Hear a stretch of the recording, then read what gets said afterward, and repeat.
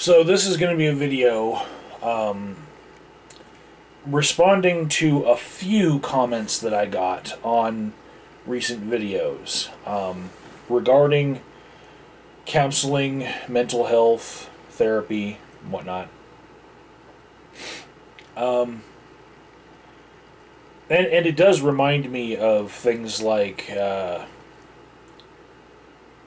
variants of the no true Scotsman fallacy, where people say, wait, you're an atheist?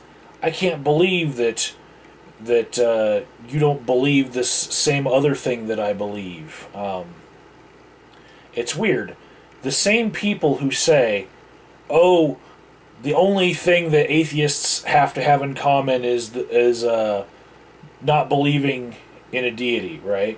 The same people who will hammer that in various videos or comments and other places will be shocked when someone doesn't believe the same thing they do if they're also an atheist. It's like if somebody's happens to be a conservative and an atheist, it's you know, if they happen to not be a feminist and you know, if they happen to, you know, not buy into some pseudoscience that is normally associated with non-belief and liberalism.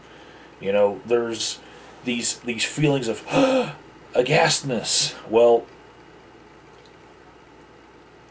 I've recently experienced a bunch of that, but also in saying a couple things about therapy and mental health, I've had people shocked that I don't believe the same things about therapy that they do, even though they've had a lot of experience with it, either as a mental health professional or as a consumer of mental health products. And maybe consumer for years, and maybe have, you know, many badges of honor and diagnoses all over them. Here's the thing. Mental health science is not a stagnant thing. It's not something that, like philosophy, you can look back on what was practiced 100 years ago or 1,000 years ago, and you can say, well, this is just a universal truth that always works. And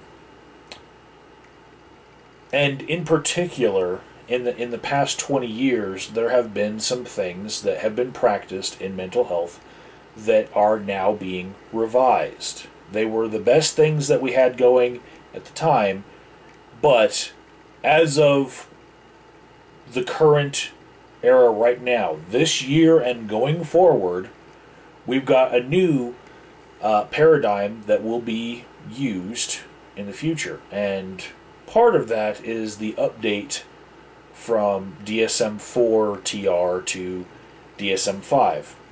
Now, for the past 20 years, and this is the specific thing that I'm getting to, for the past 20 years, anxiety and depression, they were seen as being very similar, such that in the past 2 decades, 85% of people who were diagnosed with an anxiety disorder were also diagnosed with depression.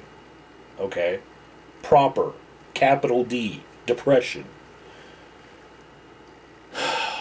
Now, this is so prevalent in the people that have been consumers of mental health, and especially with anxiety and depression, that anyone in the new paradigm stating things like these are two separate entities that need to be treated separately might get a little backlash from the people who are set in their ways as far as what happened in the last 20 years. Okay?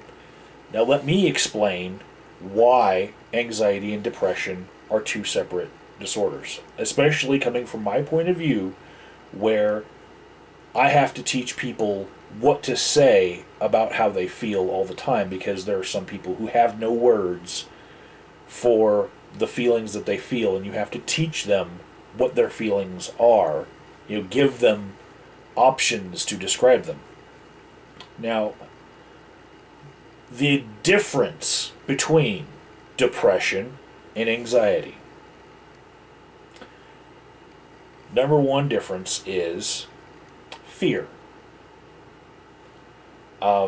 Fear or hope. Someone who has anxiety is fearing about the future. They're afraid that something's going to happen. You know, they are anxious about something that they are hoping will go right, but may not. Someone with depression is not feeling fear or hope. They are feeling sadness because they're feeling it about the past. I'm already in shit, okay? I already have experienced something that makes me sad. Okay, there's the difference. The major difference. Biologically, internally, the difference between the two is anxiety has a direct bat phone line to your fight or flight responses, all of those hormones. Okay? Depression calls up some other things. Okay? So people who are used to the paradigm of the last 20 years, you know, saw these two together because somebody might feel sad about having anxiety, and that's why they were diagnosed as also having depression. In the new paradigm, under the DSM-5, they would not be diagnosed as also having depression. They might have mixed features. That's the new way that they're going to put it. Okay? It might actually spell out features of depression such as, but their main diagnosis, their primary diagnosis will be anxiety and not also another main diagnosis of depression, because they're treated differently, because they operate on different parts of the body in different ways. This division between the two is mainly based on how these two are treated. Now, sometimes a prescription from a psychiatrist for one person with anxiety might be the same drug that they give to another person with depression. You know, some of these wonder drugs, they call them, treat multiple different things by bringing the axis of hormonal balances in your body into alignment, no matter what was the problem.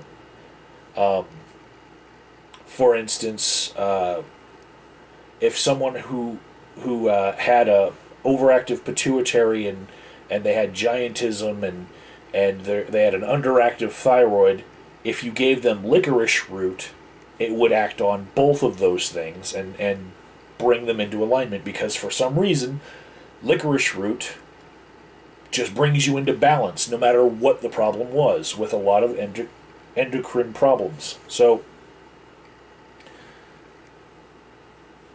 I hope that no one gets offended when I talk about anxiety and depression being separate things in the future, if they've taken the time to see the changing landscape in psychology and how we treat anxiety versus depression. And it is still possible to have both, especially if you have been doctor shopping and you didn't like your first answer.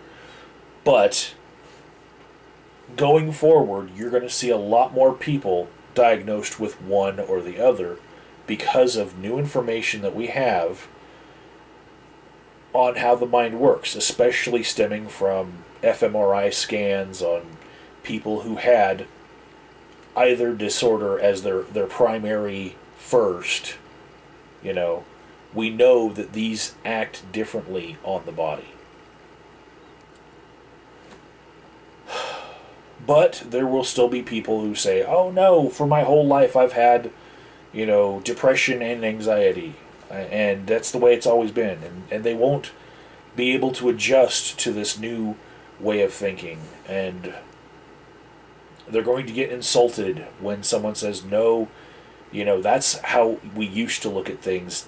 Now you don't have that in that way because we understand what's going on better. And maybe, hopefully, people who are confused on this will go get a new evaluation and get better treatment because it's out there.